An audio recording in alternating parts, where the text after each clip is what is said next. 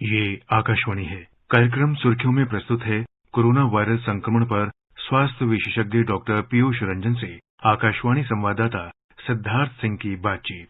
Doctor Piyush, अगर हम देश में कोरोना की वर्तमान स्थिति को देखें तो कोरोना से संक्रमित लोगों की तुलना में संक्रमण से ठीक होने वालों की संख्या करीब 16 लाख अधिक हो चुकी है।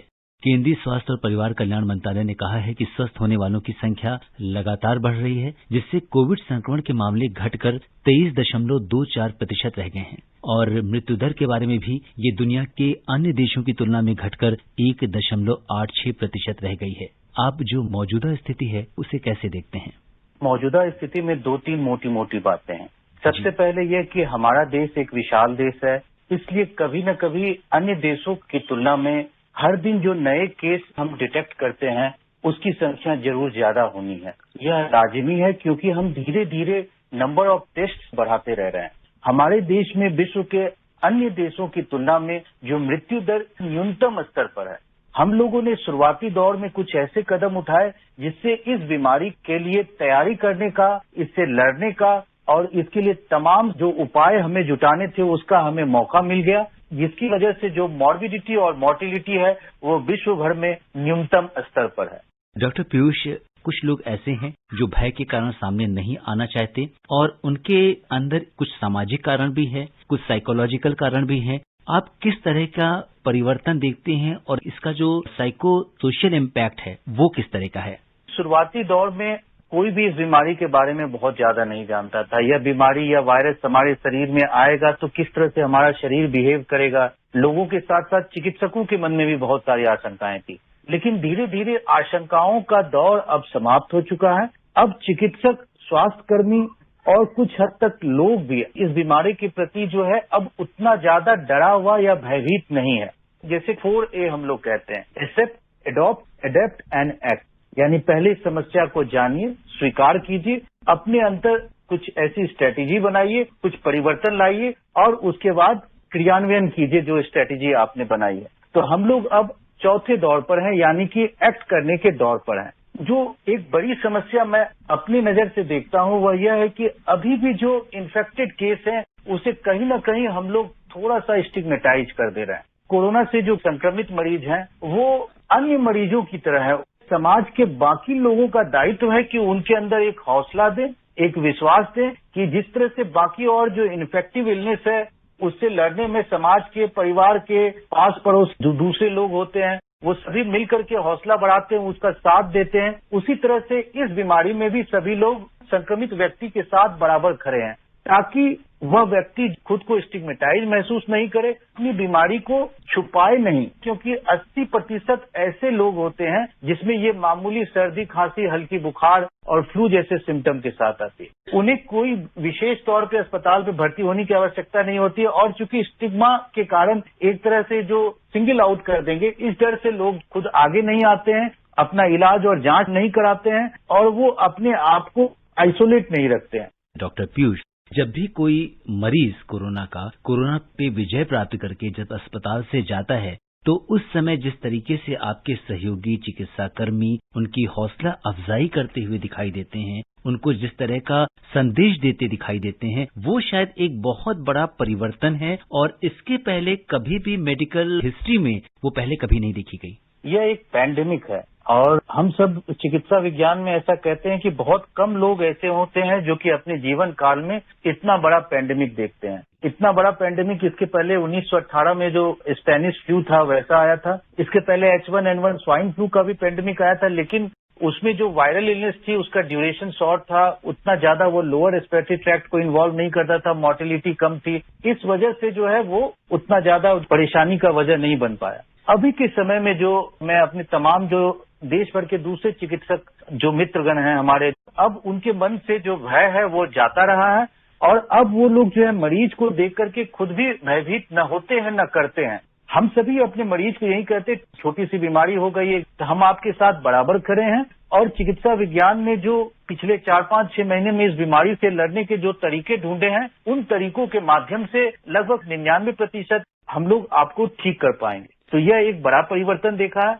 तो अब हम लोग इन्फेक्शन के दौर से आगे बढ़ चुके हैं। यानी यह इलनेस जो एक फिजिकल इलनेस और फिजिकल डिस्कम्फर्ट, मोर्टिलिटी और मॉर्बिडिटी जो करता था, उसके साथ साथ जो दूसरे पहलू हैं उन पर भी हम लोगों ने ध्यान देना शुरू किया है। यानी इस बीमारी के जो दूरगामी प्रभाव, जो मनोवैज्ञानिक प्रभाव पड़ता है और इसके कारण जो सोशल और बिहेवियरल प्रभाव पड़ा है, उन पर भी हम लोगों ने ध्यान देना प्रारंभ कर दिया। उनके बारे में भी विचार विमर्श करना, उससे किस तरह से उस पर विजय पाया जाए, ऐसी भी कोशिश और ऐसे भी प्रयास शुरू हो चुके हैं। डॉक्टर पीयूष, क्या आपको लगता है कि जो कोरोना का पीक है वो हमारे देश में आ चुका है या अभी आना बाकी है?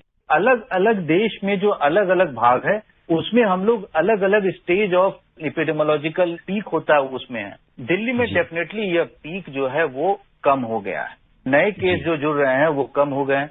केरल हो गया और जो कुछ और दक्षिण के राज्य हो गए, वहां पर ऑलमोस्ट जो है वो खत्म होने की कगार पर है। केरल एक उदाहरण है जहां सबसे पहले केस देखे गए थे देश भर में, लेकिन जो बचाव के जो दूसरे तरीके हैं उनका पालन करते हुए इस महामारी पर उस राज्य में कम से कम जरूर कंट्रोल कर लिया गया।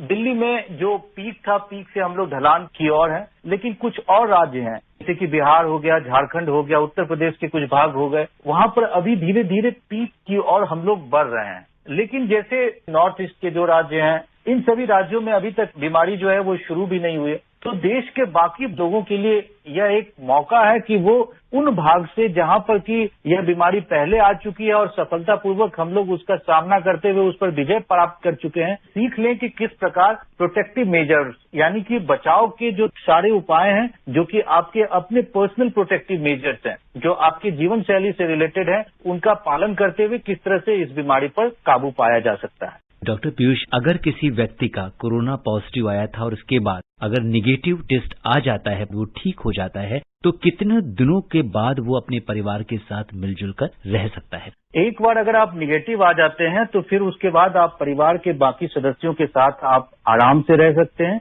लेकिन मैं बहुत जोर दे करके यह बात समझाना चाहूंगा कि अभी के समय में जो समाज और परिवार के बाकी लोगों के साथ जो 3 विशेष बचाव के नियम हैं, यानी सामाजिक दूरी, घर के सदस्य भी जो विशेष तौर पर जो बुजुर्ग हैं और जो छोटे बच्चे हैं और बाकी लोग हैं, उनसे भी जहां तक संभव हो आप चेहरे के उनके पास नहीं आए और बीच में 2 फीट की दूरी बनाए रखें। चाहे आप आज पॉजिटिव होकर निगेटिव हो गए हों या वो सारे श्रोतागण भी जो कि वो पॉजिटिव नहीं हुए हुए हैं, कार्यस्थल पर जब जाएं और बाकी जगहों पर भी जाएं तो आप सामाजिक दूरी यानी कम से कम 2 मीटर की दूरी बनाए रखें, नंबर 1।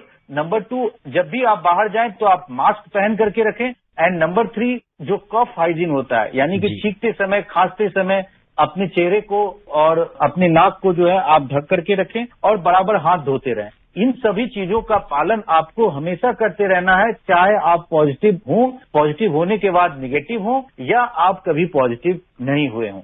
जो दिन की बात हो गई, जब हम लोग ये बात बताते हैं, इसमें 3 और 7 और 17 का रूल है। भारत सरकार के दिशा निर्देश के अनुसार एक बार ठीक होने के बाद आपको रीटेस्टिंग की आवश्यकता नहीं है। यानी लास्ट आपका जब सिम्टम हुआ उसके 7 दिन के बाद आपका अस्पताल से बगैर टेस्ट कराए हुए डिस्चार्ज किया जा सकता है।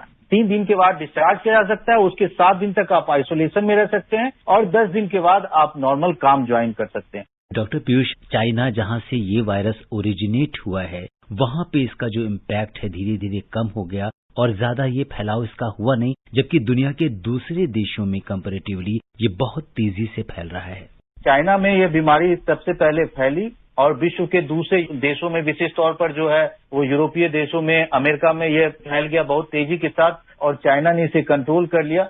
हमारे लिए भी ये संतोष की बात है कि हमने इस देश में बीमारी को आने में रोका और हमारे देश में भी बीमारी की स्थिति उतनी ज्यादा भयावह, चाहे वो मृत्यु दर को लेकर के या दूसरे और जो मॉर्बिडिटी को लेकर के है, जो दूसरे पाश्चात्य देश हैं उसकी तुलना में काफी कम है। और आपके माध्यम से मैं देश भर के जो हमारे श्रोतागण है उनसे अपील करना चाहूंगा कि वो अपने अंदर संयम और डिसिप्लिन का वो पालन करें, तो हम लोग भी बहुत जल्द इस बीमारी पर काबू पा पाएंगे। डॉक्टर पीयूष, आपका बहुत बहुत धन्यवाद। बहुत बहुत धन्यवाद। अभी आप सुन रहे थे कोरोना वायरस संक्रमण पर स्वास्थ्य विशेषज्ञ डॉक्टर पीयूष रंजन से आकाशवाणी संवाददाता सिद्धार्थ सिंह की बातचीत। ये कार्यक्रम आकाशवाणी के समाचार सेवा प्रभाग द्वारा प्रस्तुत किया गया। इसे आप हमारे mobile app news on AIR पर भी सुन सकते हैं। इस कार्यक्रम के संबंध में अपनी प्रतिक्रिया आप हमें ईमेल कर सकते हैं। पता है AIRNSDtalks@gmail.com। ये कार्यक्रम फिर से सुनने के लिए लॉग ऑन करें हमारी वेबसाइट newsonair.com।